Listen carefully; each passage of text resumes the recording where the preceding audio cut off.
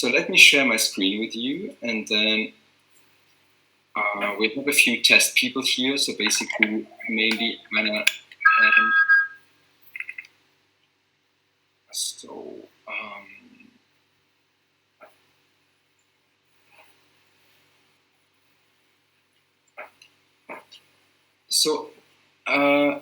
and Anna and Stefan, can you confirm that that you can see the PowerPoint presentation coming up? Okay, you just open it.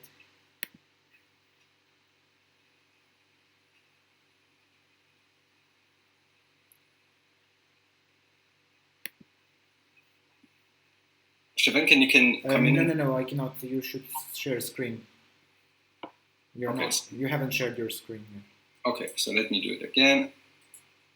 Sorry, this functionality is a little bit still weird.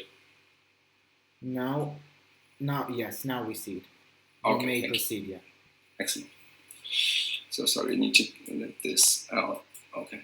So obviously, as you all know, our community is being hit really hard by COVID, and a lot of organizations are doing what they can to help the most vulnerable and marginalized people. A lot of people work in the entertainment industry or make a very, very hand-to-mouth living around the world.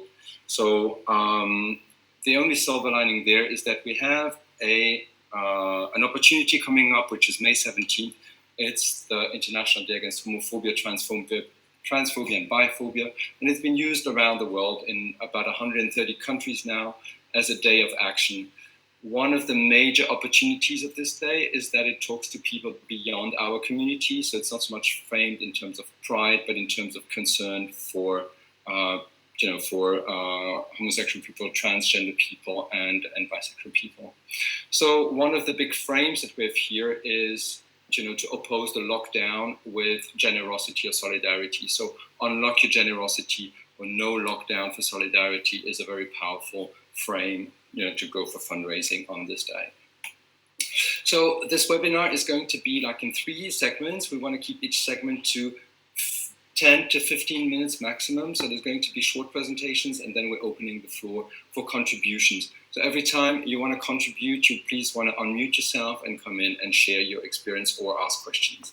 So the first segment I'm going to work on is ideas for action. And then we have tools for fundraising, and this is Stefan who's going to come in, and then Anna Shepard from ILGA Europe has kindly offered to join us to talk about tips for fundraising, and then we might have a little bit of time to talk about what kind of how to frame your message in general around the COVID crisis. That's if people want to stay on, because that will be beyond half an hour. So first.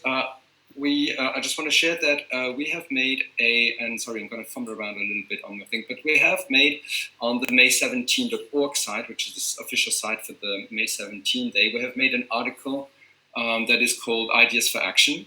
And you have, as you see, a long list of a lot of things that you can do for May 17. So I'm not going to be much long here. We have also made a Google Doc where we have shared, for example, this article, and then a whole lot of items that Stefan is going to tell you, talk to you about. And this is also a document where you can put on your contributions. So Stefan is going to, again, in the chat box, send the link to this document. So back to my presentation. And please, systematically, Stefan, I know you're going to tell me if something doesn't work, right? So ideas for fundraising, there's 3 tools, Stefan, and tips, Anna. So ideas for fundraising. So just to make sure not everything will be online. So what can we do offline for fundraising? So obviously it's going to be difficult because we can't really do things offline. And also, how can you be relevant in terms of doing something offline all of a sudden when everybody's just talking about a virus? So here's a very, very cool example of an initiative done by 2 guys in Poland, in Gdansk, doing rainbow masks. And this is a bit different because they were distributing it for free, and they had this fantastic frame because, in Poland, a lot of places, same-sex relationship or attractions, homosexuality is considered as being an illness or a plague or something that is contagious. And they reframe it saying, what is really contagious is the virus, and we are actually here to help you fight the real danger. and stop believing that we are danger. We're actually here to help you fight the danger. So super cool, distributing free action. You'll have the link on the Google Doc of the video. It's subtitled in English. It's fantastic. I think it can also be a good fundraiser.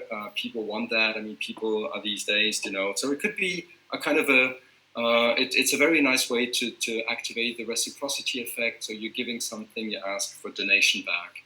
We're going to look into this more in details. But obviously online is going to be what we're all going to fundraise on. So appeals, they've have been happening everywhere. I don't have here any example of an innovative format of appeal. So we're going to talk about tools later on, but in terms of an appeal itself, I really haven't come across anything other than just, we're doing this, help us, donate. And there might be things in framing that are different, but in terms of the intention, it'll be really interesting to have contributions from the group. So obviously we have events, organizing events that people pay for to join, which is a very good entry point into fundraising. So we have cloud clubbing, which is one of the favorite formats for events. So you organize an event, you organize a party, and you ask people to register and to buy a ticket for the party. The interesting thing here is that May 17 is on a Sunday this year, and so you have Saturday evening. You can organize a party ahead of May 17, and on midnight you can have a specific thing within your club, a performance or a speech or anything that comes up and that celebrates, now it's midnight, a bit like New Year's Eve. Now we have our day that's starting. And so a really good part, good ways to frame this whole thing. But obviously you want to give your evening a little bit of an edge. So there are, to me, two entry points. One is either you're playing protest songs or you're playing LGBT songs. To me, the second one is probably better for a party. You have good resources that we'll share online about where to find all of these iconic, either iconic LGBT artists or songs and music that has been iconic for the LGBT movement. And you can organize a really, really cool Idaho party or Idaho Hobbit party, as they're called now more, on Saturday evening. You can also do specific events, and Stefan is going to tell you a little bit more about how the practicalities go. But for example, we've got here something I want to show you just how it looks like. It's a digital drag festival. So it's actually quite cool. You have lots of different evenings, lots of different performers, and you buy tickets specifically for one specific event. And then you can also, obviously, on top of that, you can tip the artist once, during the show, as very often it happens during drag performances. There's many other formats of events, but there's no limit to creativity. And later on, maybe people want to come in with some specific examples of what they might want to do. You also have auctions, so you can get artists to donate an artwork, and then you can auction. You can either, one of the interesting ways, for example, you can have a high-resolution version of the artwork that will be then, what you sell. You can also ask the artist to present for example, to present their artwork, and then to tell them that they will be creating something specifically for somebody who wants to buy it. And so this will be a secret, nobody else will see it, it will be a totally private artwork. There's been initiatives with a lot of different things to auction, which is great, but which takes a lot of time to collect and to sample. Maybe why not? You can do like a raffle sale thing. You can collect a lot of things from your neighborhood and then auction them during a special event. That's also possible. You can, there's so many ways to do this, but it's a nice way, again, to ask people to give something before you ask something back. On that very principle, we have voluntary contributions. So basically you provide a service and then you ask people if they like it to provide something back. For example, this is a cool initiative of a restaurant in the States that invited drag artists to do the food delivery. So basically to get to deliver the food from the restaurant to the cars. Nice way to break a routine, nice way to get people entertained, and then you can probably share the profits from this event on the day with the specifically LGBT-friendly restaurant. And they can do their communication in inviting their customers to come in specifically. So the performance can be it's getting a little bit offline as well here, which is really interesting. Then obviously music, you can, DJ, ask people for voluntary donations, and you can set up a tip box. This is a cool gang in the UK. I love them. They're very queer and sexy.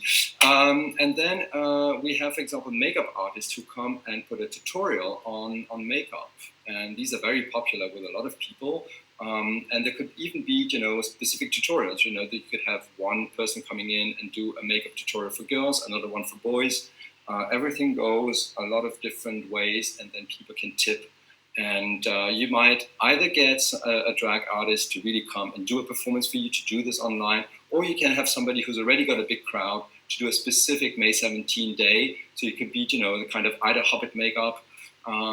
And for them, it's a cool way to get an initiative going, and for you, it's a cool way to get parts of the proceeds. You can get some people to come and do an online food tutorial. Here we've got like really cool recipes for kids. Again, we'll share the link on the Google Doc. Good way on a Sunday morning to get them entertained, and then they can bake something for the afternoon, where they make a kind of Idaho or Ida Hobbit tea. And, it's also a nice way to help kids go into solidarity and make them contribute for maybe the piggy bank or something. So I think it's a cool way to also get a different kind of crowd and audience, and people who want to also tell their kids about LGBT stuff, but who don't really find an angle. And there they have an angle. So if this is part of your target group, this is a cool idea. Rainbow recipes, we've got, this is quite actually disgusting, to be honest, now look at it. But there are really good cocktails and fruit salads and stuff that's much more yummy on the Google Doc as well. So again, getting somebody to do a rainbow cooking class, a rainbow sushi or whatever, and then people tip if they really like it. We've got a good tutorial for making rainbow flowers. So take any white flower and turn it into a fantastic rainbow flower. Same thing, people can, learn how to do it. And then on the day after this, they can post it on Instagram. So this is, for example, a very good Instagram live event where people can also then donate if they like this.